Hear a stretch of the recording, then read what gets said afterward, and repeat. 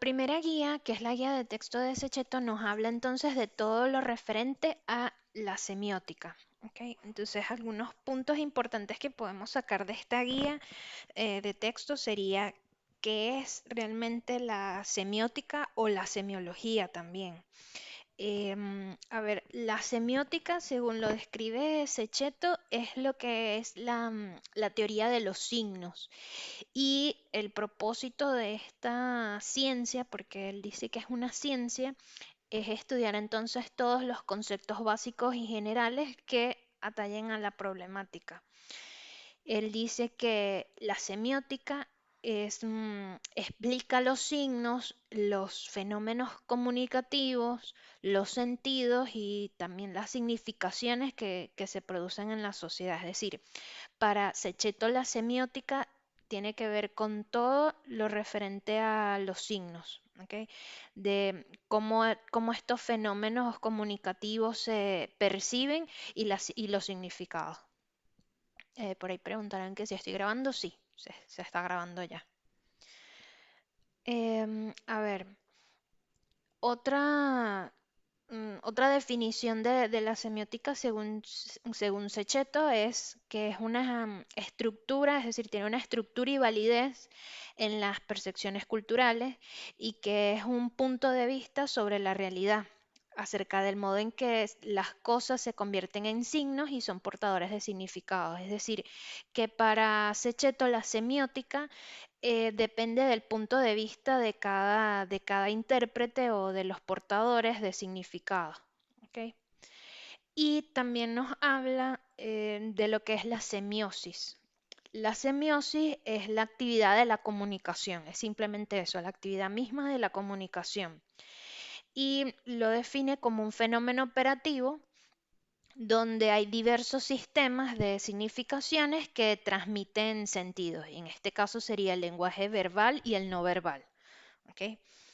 También lo define como un proceso de interacción comunicativa entre las personas, entre grupos sociales o instituciones. Es decir, que para él la semiosis es todo lo referente al lenguaje verbal y no verbal y cómo este sistema permite un proceso de información entre personas y grupos sociales. Él también hace una división en la semiótica y la divide como en tres, o hace tres definiciones de la semiótica, que puede ser semántica, pragmática y sintáctica. ¿Ok? Y en este caso la semántica se refiere a la relación de los signos con los objetos a los que son aplicables, es decir, cómo el signo se refiere a ese objeto. En la pragmática es la relación del signo con el intérprete, es decir, con la persona. Y para este caso el pragmático o la semiótica pragmática es el estudio de los diálogos, ¿ok? De los diálogos conversacionales. Y, la sintáctica, que es otra división de la semiótica, se interesa entonces por los sistemas formales diseñados para analizar los lenguajes. Es decir, que la sintáctica viene siendo la estructura formal de ese signo. ¿Ok? Adicional también, Sechetto define lo que para él es signo. Y en este caso nos dice que el signo es un fenómeno social y que sirve como instrumento de comunicación. Adicional también añade que es la interpretación de una realidad, que puede ser un pensamiento, una idea o lo que sea. Y también nos dice que puede ser un ente abstracto sin ningún tipo de elemento que es sometido a un continuo reconocimiento. Es decir, que para Sechetto el signo es un fenómeno que puede ser un pensamiento o una idea, puede ser un ente totalmente abstracto y continuamente va cambiando porque es sometido a distintos reconocimientos dependiendo de la persona que, que vea el signo. También dentro del texto de Sechetto nos da como un pequeño avance de lo que es la postura de Saussure o Saussure, no sé cómo se pronuncia, me disculpan.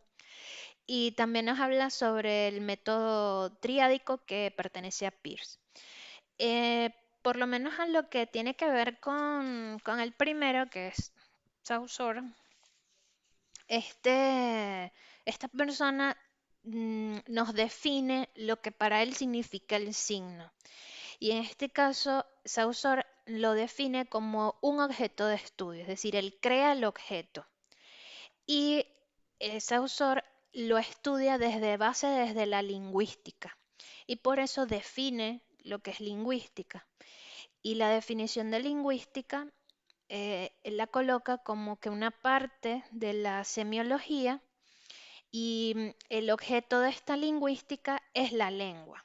Es decir, que Saussure dice que la lingüística es parte de la semiología y adicional, esta misma lingüística, el objeto de esta lingüística es la lengua. Él nos habla de dos cosas, nos habla de la lengua y nos habla también del habla, que son dos cosas distintas. Él dice que el lenguaje se divide en lengua y habla. Entonces, para él, el objeto de esta lingüística o el objeto de estudio de él se basa enteramente en la lengua. ¿Por qué?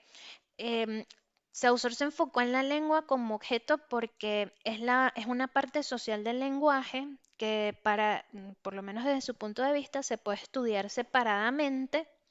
También indica que es homogénea porque es esencial la unión del sentido y de la imagen acústica y porque es concreta, son cosas tangibles y en este caso él se refiere a la escritura. ¿Ok? Por eso es que todo su estudio se basa en la lengua, que es la escritura como tal. Y él no se refiere al habla porque para él el habla es un acto que es individual, que es de voluntad y de inteligencia y porque hay muchas combinaciones del habla, porque el sujeto, ¿cómo dice? Dice combinaciones donde el sujeto hablante utiliza el código de la lengua para expresarse, eso es lo que él dice. Y es un mecanismo psicofísico que le permite exteriorizar combinaciones, es decir, no hay una sola forma de habla, sino hay muchas, y por eso él no puede, él no considera que el habla sea el objeto de su estudio, sino el lenguaje. Entonces, para él, la lengua es un producto social y un conjunto de convenciones necesarias, es algo que heredamos de una comunidad. No está presente el individuo, sino un conjunto, y es el resultado de códigos aceptados socialmente. Es decir, para él la lengua es algo que es común a todos, que nos atañe a todos, y que para poder tener algún tipo de escritura o de lengua, tiene que ser algo que sea una convención socialmente aceptada. ¿Ok? Es un código aceptado socialmente. Por eso para él la lengua es lo que es el objeto de estudio dentro de su trabajo. Em, Adicional, él habla sobre lo que es el objeto. ¿Ok? Entonces, para él el objeto es aquello que elude al representamen. Él habla de varias cosas acá, este Saussure, sí, Saussure. Él habla de varias cosas, porque ¿qué pasa? Para Saussure el signo es una unidad lingüística y entonces él lo divide en varias cosas. El primero lo divide en lo que es el significante y lo que es lo inmaterial. Entonces, para él, el significante es la acústica y lo visual. Es decir, la acústica es el sonido de la palabra y lo visual es la letra, la escritura. Eso sería el significante. Y lo inmaterial del signo es la idea o el concepto que se evoca en nuestra mente, es el significado. Entonces, un ejemplo sería la palabra mesa, por ejemplo, la palabra, la letra MESA sería nuestro significante, tendríamos la parte visual y la parte acústica, y lo inmaterial sería el objeto que se crea en nuestra mente que nos hace referencia a una mesa. Ese sería el significado. Entonces tenemos tanto significante como significado. Sí, sí me siguen hasta ahí. Ok, espero yo que sí. Ok, a ver, también Saussure nos habla de una realidad referencial, es decir, es el objeto, la cosa o el fenómeno al cual se alude el signo. Eso es lo que él llama realidad referencial. Entonces tenemos Saussure signo, que es la unidad lingüística, que la divide en significante y significado. Significante, la parte acústica y visual, y el significado, el objeto que está en nuestra mente. A ver qué más hay por acá. A ver qué tengo. Ah, bueno. Por otro lado, también tenemos a Peirce, que en este caso Peirce nos habla también del signo, pero para él el signo es distinto a lo que habla Saussure, porque para Peirce el signo es algo, es un elemento que bajo ciertos aspectos representa alguna cosa para alguien y otra cosa para otro. Entonces, para él el signo es un elemento de un sistema. Entonces, Peirce, signo es igual a elemento de un sistema y para Saussure, unidad lingüística. Los dos hablan del signo como algo distinto. Entonces, para Peirce, él divide el signo en muchos elementos. Él lo define como primeridad, secundidad y terceridad. La primeridad se refiere al sentimiento o la impresión primera. La secundidad se refiere a la concreción de ese objeto, que tiene que ver también o se relaciona con la primeridad. Y la terceridad es la conexión de los dos fenómenos, tanto primeridad como secundidad, entre sí. Un ejemplo pudiera ser ver una piedra. Entonces, al principio, al verla nada más de ojo, podemos decir gris. Entonces, lo primero que nos evoca el color sería la primeridad, la secundidad, es decir, es gris y la forma que tiene, y la terceridad, es decir, que la piedra es gris. Entonces, él por eso lo divide como en tres momentos. Adicional, él habla sobre el elemento que conforma también el signo o le da otros elementos, que es lo que él llama el modelo triádico, en este caso el modelo triádico de Peirce, donde él dice que es como un triángulo donde estaría el representamen, el interpretante y el objeto. Déjenme ver si les puedo hacer aquí como un pequeño... tratar de colocar una pequeña nota, por así decirlo.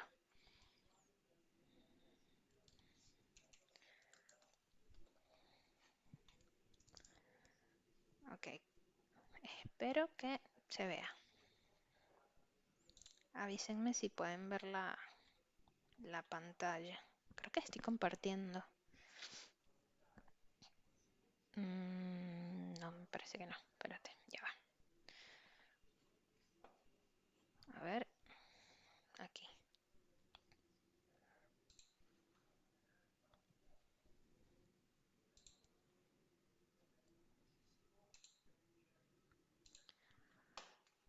Ok, vamos a traernos esto. Ok, se los voy a poner acá como para que sea visualmente más fácil verlo. Tenemos entonces un triángulo. Entonces, Peirce lo que nos habla es de tres elementos o tres momentos, que uno sería el representamen, que lo pudiéramos colocar acá. El representame, que él lo define como que es lo que funciona como signo para que alguien lo perciba, es decir, el signo mismo. A ver si lo puedo colocar. El representame. Después nos dice que está el interpretante, a colocarlo por acá. Y luego nos habla del objeto. En el interpretante es la idea del representamen en la mente, es decir, es la idea de eso que se percibe en nuestra mente, em, y lo divide también en tres, tiene tres divisiones. Está lo que es el interpretante inmediato, el dinámico y el interpretante mismo, pero esto se los comento más adelante. Por ahora solamente es importante saber que, bueno, está el representamen, el interpretante, y bueno, y acá vendría estando el objeto. Se los dejo acá, el objeto. ¿Okay? Esto es lo que habla Peirce. ¿Okay? Y lo que podemos culminar de lo que dice Sechetto en el texto es que los aportes de estos eh, ¿cómo decirlo?, de estos teóricos, es que permiten enriquecer entonces el concepto de lo que es signo y lo que es los elementos o la unidad lingüística, como lo dice Saussure. Entonces se pudiera decir en general, tomando ambas definiciones, que el signo entonces es todo lo que está en lugar de otra cosa y lo que significa y es una marca para una intención de comunicar algo. ¿Okay? Eso es lo que nos deja la lectura del texto de Sechetto. Ya después, cuando comenzamos a leer el texto de Saussure, retomamos nuevamente que él habla del signo como algo, como una unidad lingüística y todo su estudio se basa en la lengua y en este caso ese estudio que él hace le da también unas características, que son las características de ese signo lingüístico. Y los divide también, tiene unas características y esas características serían entonces la arbitrariedad, que es el lazo que une el significante al significado, que él dice que es arbitrario. Es decir, que en arbitrariedad es que no siempre el significante será igual para un individuo. ¿Ok? Va a cambiar. Un ejemplo pudiera ser que si yo les digo, no sé, tortuga, quizás para ustedes tortuga es algo lindo, es algo bonito porque les gustan las tortugas, pero para otra gente es todo lo contrario, las odia, las detesta. Igual si yo les digo perro, para una persona, un perro también es un amigo, es fidelidad, pero para otra persona es terror porque le tiene miedo a los perros. Por eso es que él dice que entonces el signo lingüístico es arbitrario, porque no siempre significa lo mismo. Adicional nos indica la linealidad, que en este caso en linealidad es cuando el significante por ser de naturaleza auditiva, se desenvuelve en el tiempo únicamente. Es decir, para yo poder decir la palabra bicicleta, necesito desenvolverla en el tiempo y pronunciar una tras otra. Y incluso se escribe de una manera, tiene un orden en el que se escribe donde primero va la B, después va la I, la C y así sucesivamente. Entonces por eso es que él dice que la naturaleza auditiva del signo se desenvuelve en el tiempo. Y luego nos habla de otras dos características que están ligadas entre sí, que es la inmutabilidad y la mutabilidad. Cuando él habla de inmutabilidad, se refiere a la idea que representa ese significante y cómo aparece elegido en relación a la comunidad lingüística que lo emplea. Aquí por lo menos tengo que la masa social no es consultada y el significante escogido por la lengua no podría ser reemplazado por otro. Es decir, que si para mí el símbolo de amor es un corazón porque así fue hecho por la masa social y no hay manera de que un individuo lo cambie. ¿Ok? Y eso es lo que él habla de inmutabilidad. Y adicional nos habla también de la mutabilidad, que es el paso del tiempo que hace inevitable que la lengua cambie. Entonces, Un ejemplo de lo que es inmutabilidad. Inmutabilidad es por lo menos cuando hablamos de inmutabilidad, es decir, es la fecha de cumpleaños. Mi cumpleaños es el, no lo sé, el 19 de febrero.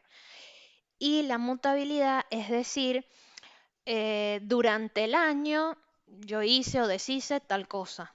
Eso es la mutabilidad, es el paso del tiempo. En cambio que inmutabilidad es más como un tiempo en específico. Y la relación entre ambos es que es inevitable que la lengua cambie debido a este paso del tiempo, pero a la vez es, es difícil que cambie porque depende de la masa social. ¿Me explico hasta los momentos si me están siguiendo? Espero que sí. Ok, entonces continúo. Bueno, entonces esto que les dije es las características del signo. Entonces lo tenemos como arbitrariedad, linealidad, inmutabilidad y mutabilidad. ¿Ok? Luego, el mismo Saussure nos habla sobre lo que es la lingüística sincrónica y diacrónica. Esto también va ligado a lo que es esa característica que tiene el signo de inmutable inmutable, porque en la lingüística sincrónica nos dice que es la descripción de una lengua en un determinado periodo de tiempo, como les dije, no sé, yo presenté o voy a presentar el examen el 5 de marzo. Esa sería una lingüística sincrónica porque estoy hablando de un tiempo determinado. Y cuando él habla de lingüística diacrónica, es el estudio de ese lenguaje en una evolución histórica. Cuando yo digo, durante bachillerato estuve presentando distintos exámenes y saqué X cantidad de notas. Ese durante ese tiempo es una evolución histórica. Entonces ahí es donde se ve la diferencia de sincrónico y diacrónico. ¿Ok? Otro ejemplo que les puedo dar es cuando, también más o menos parecido, es cuando digo hoy saqué A en mi clase de inglés. Eso sería la sincronía porque estoy hablando de hoy.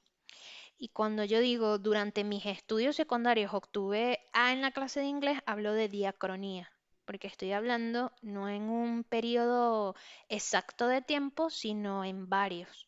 Y no puedo determinar cuál es, una evolución en el tiempo. Creo que hasta ahora no hay preguntas. O quieren agregar algo también, pueden agregar cosas, no hay problema. Ok, a ver qué más tenemos acá. Ok, continuando con Saussure. Saussure también nos habla de la relación sintagmática, que son relaciones impresentia y que reflejan la linealidad del signo lingüístico. Es decir, las características del signo siempre van a estar presentes en su estudio y por eso en este caso nos habla de la linealidad. Esto es lo que relaciona una palabra con la anterior y, em, y la que viene después entre sí. Es decir, cuando yo digo, el hombre lloró, el niño es un genio. Es decir, primero tengo él, después hombre, después lloró, el niño genio. Es decir, es una palabra, después viene otra y después otra. Y cada una de ellas es un signo para él. Es por eso que él habla aquí de la relación sintagmática, de esa linealidad.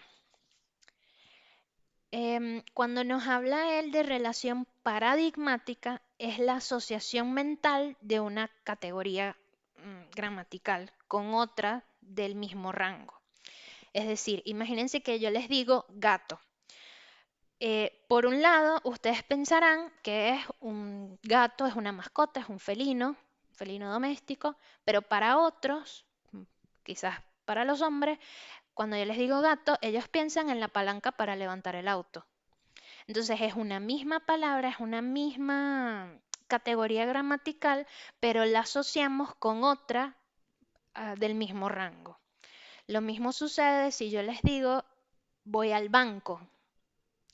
Algunas pueden pensar que voy a la entidad bancaria, como otros también pudieran pensar que voy a un lugar para sentarme. Son dos cosas distintas, pero tienes la misma palabra, es decir, es la misma palabra que nos hace asociar una categoría gramatical con otra del mismo rango. Ok, ahí tendríamos entonces lo que es la relación paradigma y sintagma. Ok, lo pudiéramos ver también de esta manera, lo voy a colocar acá. Em, Pudiéramos ver la relación paradigma como algo vertical y la relación sintagmática como algo horizontal. Ok, entonces acá arriba tendríamos la sintagma y acá abajo tendríamos la paradigmática o el paradigma. Déjame ver si puedo colocarlo aquí. Ay, se dio. Ok, paradigma. Entonces, a ver, un ejemplo pudiera ser... Ok, un ejemplo pudiera ser este. Eh, María compra el pan. Ok, el sintagma, ¿cuál sería? María compra el pan. Ese sería el sintagma. Pero si yo a esto también le agrego, por lo menos, no sé, Pedro come postre, eso también sería un sintagma, pero a la vez estamos a la vista de un paradigma. Es decir, no necesariamente tiene que ser algo que signifique dos cosas distintas, sino en este caso estamos también ante un paradigma porque tengo una asociación de alguien, María o Pedro, están haciendo dos cosas distintas, compra o come, y hacen dos objetos distintos, el pan y el postre. Entonces el paradigma sería, si lo ven de forma vertical, María, Pedro, compra, come, pan y postre, y sintagma sería la oración, que María compra el pan y que Pedro come el postre. ¿Sí? ¿Me siguen hasta aquí? Espero que sí. No soy muy buena explicándome, pero espero que que me sigan. Ok. Bueno, eso es todo de lo que habla Saussure. Ok, ya después pasamos a lo que es Peirce, que este señor sí, la verdad que no tenía vida y bueno, hizo un desastre porque él incluye muchas cosas más que no incluye Saussure. ¿Qué pasa? Dijimos entonces antes que para Peirce el signo no es una unidad lingüística como Saussure, sino que es un elemento, es el elemento de un sistema de cosas. Y él dice que este signo es algo que para alguien representa o se refiere a algo en algún aspecto o en algún carácter. Y nos habla entonces de tres cosas, que era lo que les había comentado antes. Nos habla del interpretante, del representamen y del objeto. Y a la vez nos habla de primeridad, secundidad y terceridad. Entonces, esto es bastante complicado, aquí es donde comienza a complicarse un poco porque, ¿qué sucede? Primero tenemos que tener bien claro qué es un representamen, qué es un interpretamen, qué es un objeto. Entonces, em, empecemos a ver. Para él, el signo debe cumplir primero tres condiciones básicas. La primera es que debe tener una cualidad que sirva para distinguirlo. Es decir, una palabra debe tener un sonido diferente al de otra. También el signo debe tener un objeto, algo tangible, es decir, la palabra como tal, las letras. Y la relación semiótica, que es la triada que él dice, que es un representamen que debe ser reconocido como un signo de un objeto a través de un intérprete. Ahí es donde él habla de la triada. Es decir, que para que un signo sea un signo debe cumplir estas tres condiciones. Debe tener una cualidad, debe tener un objeto, algo tangible, y tiene que cumplir con las tres. Debe tener un interpretante, alguien que para ese alguien represente algo. ¿Ok? Entonces, si hablamos entonces ya de la triada como tal, tendríamos que definir qué es interpretante. Entonces, el interpretante es algo que se divide en tres bloques, en algo inmediato, es algo dinámico y es algo final. Es decir, el interpretante vendría siendo, o es la idea de este representamen en la mente, es decir, lo que representa en nuestra mente y de cómo yo percibo ese signo.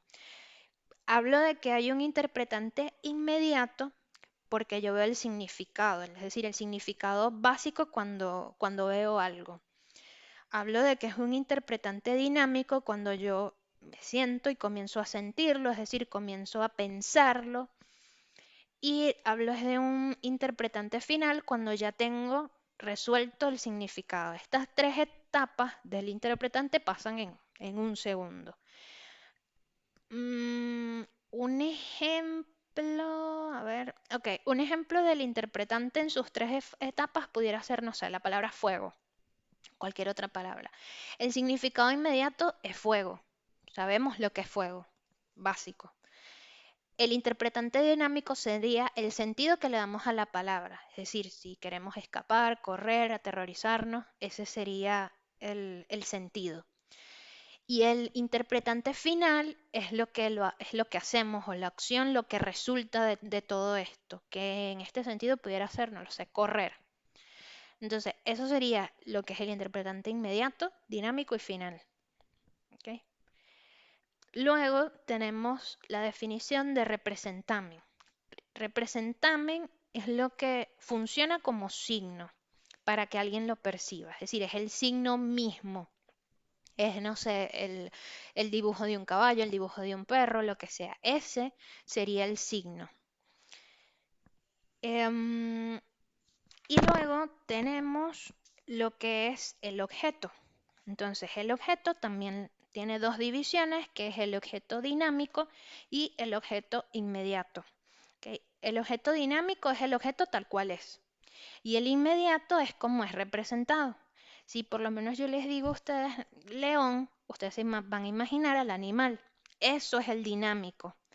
Pero el inmediato es que también el león es el rey de la selva. Eso es un objeto representado, o es el objeto como es representado. Es decir, el león rey de la selva. Que por eso él habla de que el objeto es tanto dinámico como inmediato. También nos habla Peirce de lo que es la simiosis infinita. La simiosis infinita es que él dice que el signo no está aislado, sino que integra una cadena de signos y que cada signo es a la vez un interpretante de lo que antecede y interpretado por el que le sigue. Es decir, el, ¿cómo coloca? Ok, por lo menos, el representamen acá sería la palabra perro. Ok, vamos a ponerlo acá. Palabra perro. Ok, ese sería el representamen, la palabra perro. El, el interpretante sería el dedo señalando al perro. Ese sería el interpretante. Y el objeto es el animal como tal, es decir, el perro. No hay de otra. Vamos a ponerlo acá. Perro. ¿Ok? Como estamos hablando de simiosis infinita, entonces yo digo que ese interpretante, es decir, ese dedo señalando al perro, crea otra tríada acá arriba, donde entonces mi nuevo interpretante va a ser el dedo señalando al perro. Mi objeto puede ser la mascota y ¿cómo se dice? Mi nuevo representamen va a ser fidelidad. ¿Ok? A la vez esta fidelidad se va a convertir en un objeto, no sé, amigo y en un nuevo interpretamen que sería la incondicionalidad. ¿Me siguen hasta acá? Espero que sí. Ok. Bueno, esto es lo que vendría siendo la simiosis infinita, es decir, que un interpretante se convierte en un representamen y así sucesivamente. Es decir, por eso que él dice que el signo no está aislado, sino que integra una cadena. ¿Ok? Luego, Peirce continúa divagando y nos habla de lo que es las categorías, como dice, categorías faneroscópicas. Ahí en las categorías faneroscópicas, este señor se puso muy interesante y él nos habla de lo que es la primeridad, la secundidad y la terciariedad en el representamen, en el objeto y en el intérprete. Lo voy a hacer en un Excel porque es que la verdad que este señor hizo de todo. Vamos a colocarlo acá. Primeridad, secundidad y terceridad. ¿Ok? Y a esto le colocamos acá representamen, objeto e interpretante. Ok. Entonces, este cuadrito que él fue lo que él estuvo divagando y que es lo que habla su estudio, nos dice entonces que, como les mencioné antes, la primariedad es considerar algo tal como es. Por lo decir, no sé, el color rojo, el color. La segundidad es considerar algo tal como es en relación a algo. Es decir, esta bandera, esta piedra, este algo rojo. Y la terceridad es que se pone en relación tanto la primera como la segunda y decimos la bandera es roja. ¿Okay? Esto es lo que él habla de primeridad, secundidad y terceridad. Esta es la categoría faneroscópica que él les da. Ahora, ¿qué sucede? Que a esto él le agrega otras cosas, que él, en la primeridad él le agrega que el representamen es cualisigno, que el objeto es un icono y que el interpretante es una rema en la primeridad. En la secundidad dice acá sin signo, índice y discente. Y en la terceridad nos habla de legisigno, símbolo y argumento. ¿Okay? Siempre lo vamos a leer esto de manera horizontal. ¿Okay? Entonces, por lo menos siempre va a estar cualisigno, sin signo y legicismo, y así con los otros. Entonces, el cualisigno, rápidamente, es la cualidad de ese algo. ¿Okay? Es la posibilidad, es decir, el color, la textura, la forma. El sin signo, que es la secundidad, vendría siendo la materialización de ese cualicismo, es decir, es algo que es tangible, es un evento real que existe. Y el legisigno es la ley, el significado. Es decir, si yo les digo, a ver, si yo les digo la palabra perro, pero está escrita con tiza, la textura y la blancura de la tiza es el cualisigno.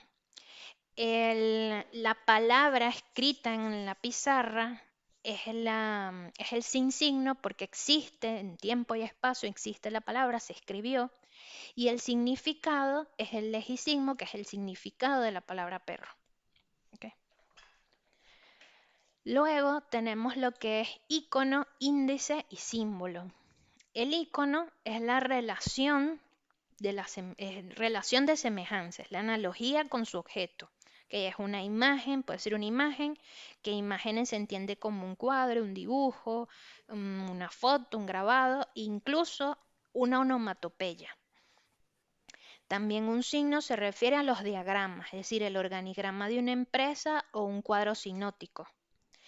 Y icono también se refiere a las metáforas, la relación de una similitud. Eso es lo que sería un signo, un icono. Luego tenemos índice, que el índice es el signo que entabla con el objeto una relación de existencia. ¿Okay? Siempre va a haber una existencia. En este caso, el índice carece de todo parecido significativo con su objeto, se refiere a entes individuales y dirige la atención a sus objetos por una compulsión compleja. Ahorita les coloco un ejemplo de esto. Y luego tendríamos el símbolo que se refiere a su objeto dinámico por convención, es el hábito o es la ley. Un ejemplo de esta parte de icono, índice y símbolo es la fotografía de una paloma blanca. ¿ok? Tenemos la fotografía de la palomita. Entonces, el icono sería la fotografía, es decir, el tamaño de la fotografía, la textura del papel, ese sería el icono. El índice sería el acto fotográfico y el símbolo sería lo que representa la palomita, que en este caso es la paz. ¿Me siguen hasta acá? Sí, sí me explico. Ok, ok, a ver. Después de esto, déjame ver. Ok, esto que explica Peirce, luego tendríamos también otra categoría, déjame colocarla acá, que es lo que es la rema, el disidente y el argumento. En rema se refiere a que es el signo considerado pero aisladamente, es decir, es el nombre propio o el nombre común, es decir, la silla, el perro, la cama, la mesa. Ese sería el nombre propio. El disidente corresponde a una proposición, una existencia. La secundidad siempre se va a referir es a eso, a la existencia de ese algo, de esa primeridad. Y el argumento es el proceso de pensamiento que produce esa creencia. ¿Ok? Ese sería el argumento. Un ejemplo podría ser toalla. El nombre del objeto es toalla, es decir, esa es la rema, porque es el nombre que recibe ese objeto.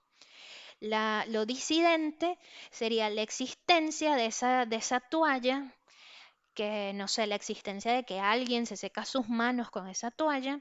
Y el argumento, en este caso, sería la creencia de ese objeto y para lo que sirve. ¿Ok? También pudiéramos decir que el argumento es un silogismo, porque A depende de B. Bueno, eso es otro tema que es de IPC, pero es eso. Él habla de un argumento como un silogismo.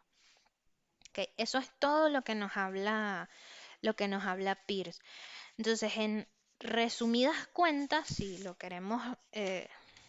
queremos resumir esto, Peirce y Saussure entonces hablan del signo como dos cosas completamente distintas. Peirce lo habla como que el signo es un elemento de un sistema y Saussure lo habla como es que es una unidad lingüística y todo su estudio se basa es en la lengua, ¿ok? Que es lo acústico y la escritura. Y para Peirce, él le da muchos otros elementos a ese signo y por eso lo divide en eh, objeto, en representamen y en intérprete. ¿Ok? Y bueno, al final el signo lo pudiéramos definir como que es ese lugar que ocupa y lo que significa y es una marca, una identidad con la intención de comunicarnos algo. Va dirigido ese signo a un destinatario y ese destinatario lo reconoce, lo interpreta y estos perceptores hacen una lectura de ese objeto y les exige, esa comprensión les exige un conocimiento de ese código, necesitan saber a qué se refiere. ¿Ok? Esto es todo lo que nos habla Saussure y Peirce en los textos. No sé si tienen preguntas, dudas, quieren agregar algo.